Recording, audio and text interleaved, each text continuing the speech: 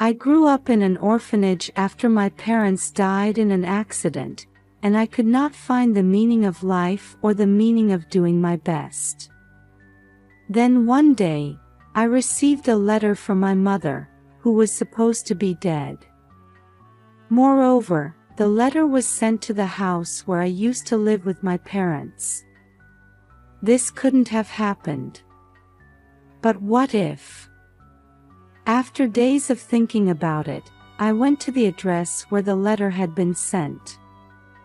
But with my home of memories in front of me, I suddenly became frightened. So I decided to take a look from the backyard. Gently peeking in, I saw a middle-aged couple living there. I looked more closely at them. If they were complete strangers, I would have tried to sneak away. But the next moment, I couldn't believe my eyes. What? Dad, Mom. I stood there, as I had never imagined that this would happen. My name is Amelia, and I entered an orphanage when I was 10 years old and graduated there 2 years ago. Currently, I live alone in a cheap apartment in LA while working several part-time jobs. My parents passed away in a traffic accident when I was 10 years old.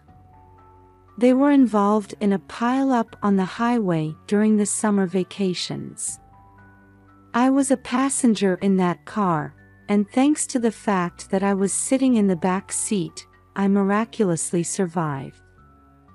However, my parents, who were sitting in the driver's and front passenger seats, lost their lives when the impact of the pileup caused the truck in front of them to rear-end the car. That day was my birthday celebration, and I was on my way home from visiting a leisure pool that I had always wanted to go to.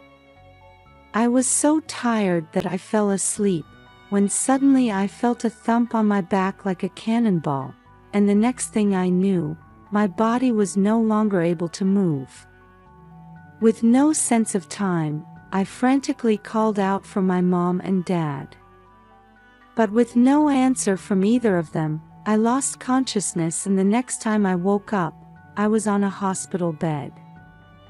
The nurses who knew I was awake ran around busily, and the police and doctors came to my room one after another. All the while I wondered when my parents would come.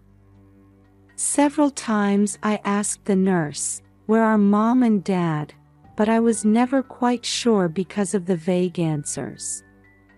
My 10-year-old self thought, they must be in another hospital room. A few days later, however, I learned the meaning of the ambiguous answer. Someone who claimed to be my mother's sister came to me and told me that my parents' injuries were hopeless and that they were not expected to survive. She also told me that she had a family of her own and that she could not take me in. I couldn't understand what was going on. My mother's sister explained the situation to me in simple terms that I could understand, even though I was confused. As a result, I understood that, having lost both parents, I was destined to go to an orphanage upon my release from the hospital.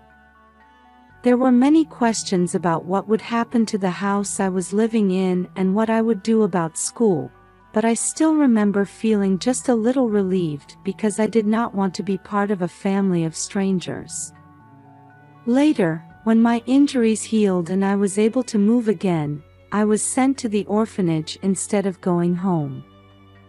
My mother's sister had organized the funeral and my belongings while I was in the hospital and sent them there.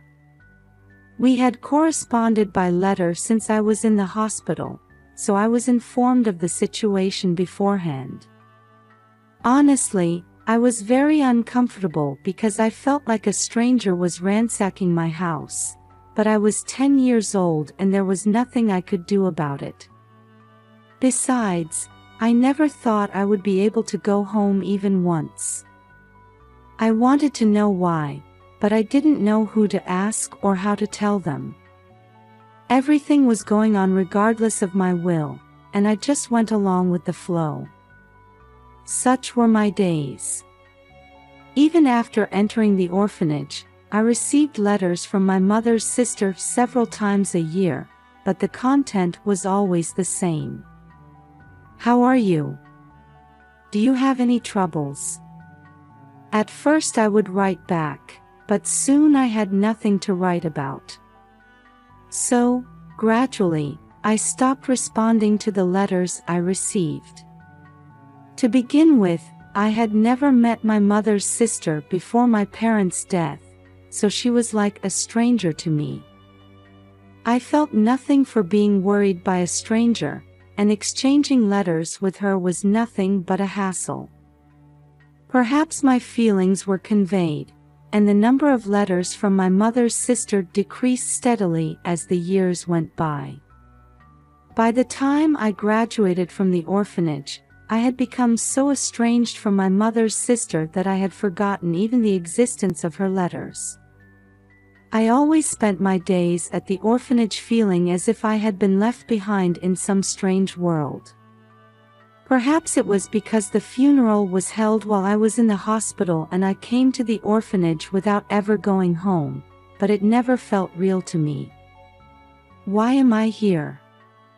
Such a sense of alienation always haunted me. And as I grew older, that feeling of alienation remained with me as a sense of loneliness. There is nothing left for me. Since there is nothing left, there is no point in trying. In this way, I became tired of everything and lost all motivation. So, after graduating from high school, I left the orphanage and found a job, but I could not get used to the gap between myself and the people around me and the atmosphere at the workplace, so I quit it immediately. After that, I became a job hopper, but it didn't last long because I felt that I didn't belong at any of the places I worked. It took me longer and longer to find a new job, and in no time at all my small savings ran out. I was living on the edge of my life, barely scraping by with a day job. What was the point of living in such loneliness? Wouldn't it be easier to just move out of the apartment and live on the street? I thought like that many times, but I always stopped just in time. My father and mother would probably be sad if they knew I was living on the street. Even though I knew that I would never see them again, I did not want to do anything that would make them sad. One day, when I was exhausted from these days, I received a call from the orphanage where I was staying that they had received a letter addressed to me. Perhaps because of the guilt I felt for quitting immediately after finding a job, I had been trying to avoid getting involved with the orphanage. Therefore, I had intended to have the letter thrown away without accepting it. However, as soon as I heard the name of the sender of the letter from the orphanage, I received a tremendous shock, as if I had been hit on the head with a hammer. To my surprise, the sender of the letter was my mother, who had supposedly died in an accident when I was 10 years old. I immediately went to the orphanage to receive the letter. Ever since I was contacted, my head had been in turmoil. My parents were supposed to have died in an accident when I was 10 years old. That is a fact that cannot be changed. So miracles don't happen, and the letter must have been some kind of mistake. I tried my best to calm myself down so as not to escape from reality. However, despite these feelings, the impossible hope that the accidental death was a mistake in the first place kept appearing in my mind. If my mother were still alive, why would she have left me in the orphanage for so many years? What would happen if she just sent me a letter now? I continued to think about all of these things as I rode the train to the orphanage. But I could not come up with a satisfactory answer, nor could I sort out my feelings until the very end. Instead, my head was a jumbled mess of confusion, joy, doubt, anger, and sadness, and I felt as if I would start crying at any moment if I let up. By the time I arrived at the orphanage, after more than an hour, my mind had gone blank from overthinking. Anyway, let's see the actual thing and think about it first. I muttered to myself before entering the orphanage. When I received the letter in the office, I stared at the words on the envelope as if I were devouring them. It was unmistakably my deceased mother's handwriting, and the sender was also my mother. When I opened the envelope with trepidation, I found 3 pieces of paper with illustrations of my favorite characters from when I was 10 years old. And at the beginning of the first one, it says, "To Amelia, who is now 20 years old." The letter, which was written in my mother's soft and slightly quirky handwriting, was so densely packed that just looking at it made my heart ache and tears welled up in my eyes. The letter was filled with memories from the time I was born to the time I turned 10 years old, as well as her imagination and thoughts about how I would spend the next 10 years and grow up. It seemed it was my mother itself. I looked up at the ceiling many times to keep my tears from wetting the letter. Even so, I could not stop the tears from flowing, and they left tear stains in many places. After reading the letter, I thanked the people at the orphanage and immediately left. My head was still in turmoil, and I was in no condition to talk to anyone. On the train home, I read the letter over and over again. I did it because I felt that I might be able to grasp something by reading it over and over again. As a result, I came to the conclusion that this letter was written before the accident. At the time, a special half-coming-of-age ceremony was in vogue to celebrate the age of 10. I remembered that I was very interested in the half-coming-of-age ceremony, which I had learned about in school. My mother probably wrote this letter to commemorate my turning 10 years old and to express her hopes and wishes for the future 10 years from then. The question is, who sent this? The first person that came to mind was my mother's sister. However, we have been estranged for years, and I don't see why she would bother to send a letter in my mother's name. Besides, the sender's address was the house I lived in when I was 10 years old. If my mother's sister were the sender, she would send a letter with her own name and her own home address. I don't think she would remember me either, since we are so far apart that I have forgotten about her. I wondered who else could it be, but no one came to mind. The image of my mother in the letter filled me with happiness and confusion. What is the right way to feel? What should I do after reading this? No matter how much I thought about it, I could not come up with any answers. Tired of thinking, I put the letter away in a drawer and decided to pretend that nothing had happened and return to my normal routine. However, as the days went by, I couldn't help but wonder about the existence of the letter. I thought about throwing it away, but when I saw my mother's letters on the envelope, I could never do that. In that case, I decided to go see the sender of this letter. I had nothing to begin with, so I would have nothing more to lose than I have now. Besides, I might be able to ask the sender of the letter to help me make a living. I may have been subconsciously hoping for something from the sender of the letter that would change my current life. On the train to my old address, I gazed absent-mindedly at the cityscape, which was so different from my memories. Where there were only farmyards and forests, there are now large shopping centers and many houses. At the station where I got off the train, a bus roundabout had been completed, and there was even a fashionable cafe. I thought to myself, is this another world I don't know, and tottered to the address on the letter. A few minutes later, however, I turned the corner of the street and gasped at the sight before me. It was the same residential area as I remembered it from 10 years ago, almost unchanged. The view instantly brought me back to the vivid world of 10 years ago from the dim and colorless world. This is definitely the town where I used to live. And just down the road, our family home. Before I knew it, I was running toward home. A strange sense of security filled my heart, like a schoolgirl on her way home from school, like a child who had been lost for a long time.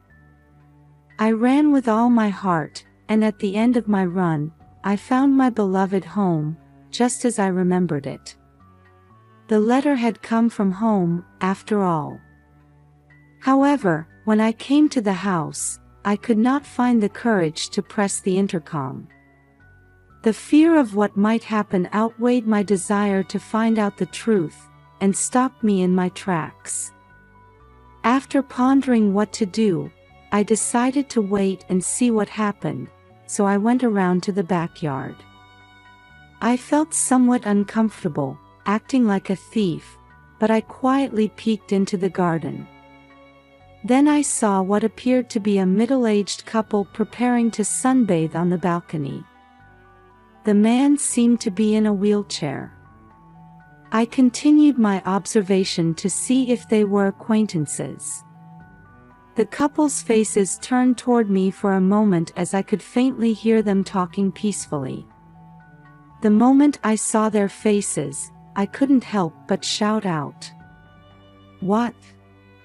Dad, Mom? They are not." As I stood there in surprise, the man in the wheelchair noticed me. "Amelia." The man muttered my name and suddenly began to cry loudly.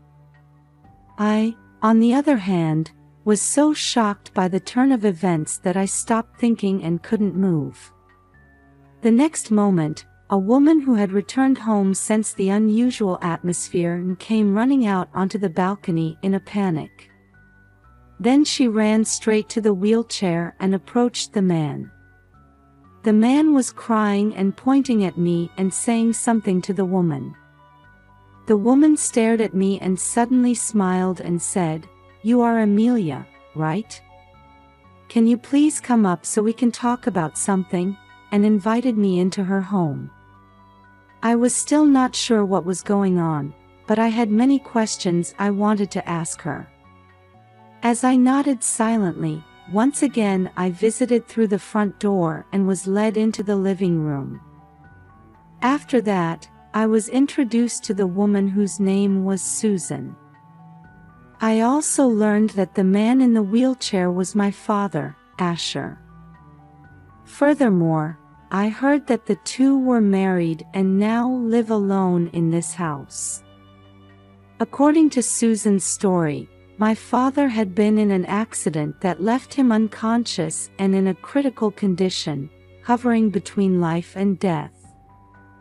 I was told that there must have been an explanation for this to me, as I was only 10 years old, but I myself do not remember anything about it.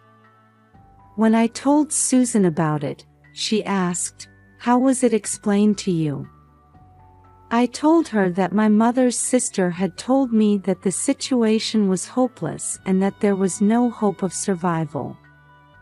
However, thinking back, it seems that my mother was the only one who was told who died. If so, why was my father presumed dead? With Susan's help, I spent hours reconciling my memories with the truth. As a result, I realized that I had been greatly mistaken. As a 10-year-old who did not understand that my father was unconscious after the accident, I felt a one-sided rejection toward my father, who had not come to see me for a long time. My dad never comes to see me. I think he's mad because my mom died because I said I wanted to go to the leisure pool. That's how I felt as a 10-year-old, and I thought my father hated me. I guess that somehow it turned into a memory that both my father and mother had died in an accident at the same time. This is my guess, but I think it was less painful for Amelia at the time to think that your father hated you than to think that they were both dead.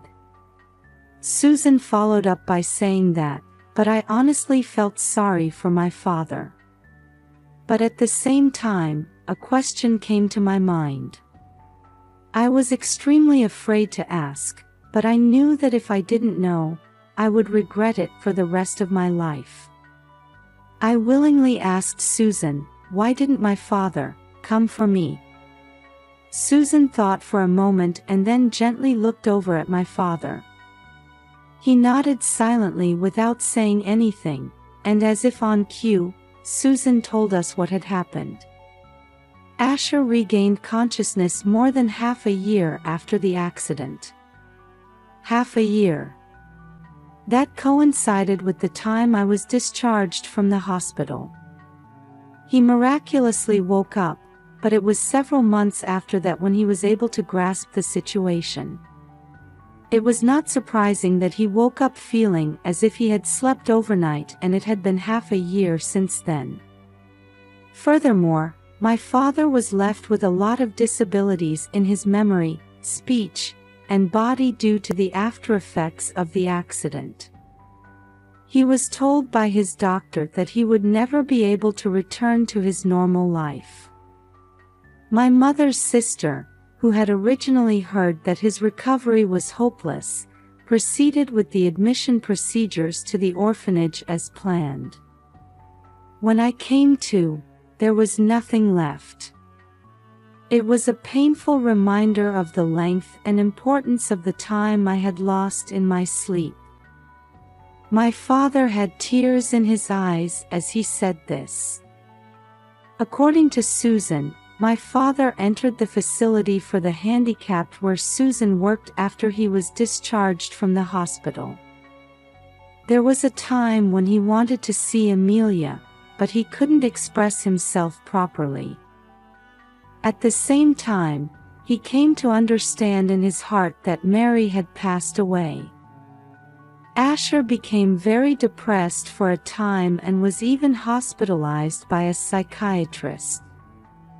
There was a time when my father, who had lost everything, was searching for the meaning of life in despair, just like me. When I heard that story, I felt as if I had been saved tremendously. My father did not hate me or forget me. In fact, he cared for me to the point that I felt sick inside. At the moment I felt this, I felt a strange warmth, as if the cold loneliness that had been sitting in my heart was slowly melting away. According to Susan, my father's emotional state remained unstable even after he returned to the facility from psychiatric. Not only did he refuse rehabilitation, but he also had many behavioral problems, such as not eating, not communicating what he wanted to say, hitting the staff, and throwing things. The staff gradually became more and more clerical in their dealings with my father. While my father was treated like a tumor in the facility, Susan was the one who faced him without a single unpleasant look on her face. Susan communicated with my father using handmade cards and a whiteboard to help him understand what he wanted to say. She also massaged his muscles every day to prevent them from stiffening and found time to visit him to practice conversation. To Susan, my father said, "I felt a trace of Mary. I thought Mary would be sad to see me in such a disheveled state, and I felt I had no choice but to do my best," he said and squeezed her hand. I could clearly sense that Susan was very important to my father. I felt a little envy toward them. I wished I had someone to support me as well.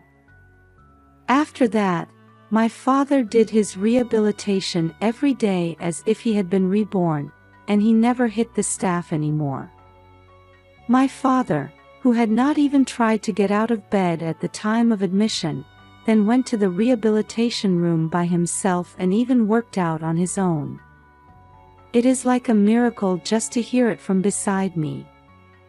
But the real miracle lay ahead. Thanks to the frantic rehabilitation, my father recovered to the point where he was able to lead an everyday life. He was able to leave the facility for the handicapped. The doctors were surprised that they had never seen someone recover like this before. My father said so, a little proudly. Next to my father, Susan was smiling happily. Her smile was just like my late mother's, and my heart was filled with a strange sense of nostalgia and warmth. Speaking of my mother, I had not yet heard about the letter. I took my mother's letter out of my bag and asked them how they had sent it to me. Then my father suddenly turned his head and fell silent. Susan, who couldn't bear to look at him, told me how she had sent the letter on my father's behalf. After our marriage, I was cleaning out the room and happened to find this letter.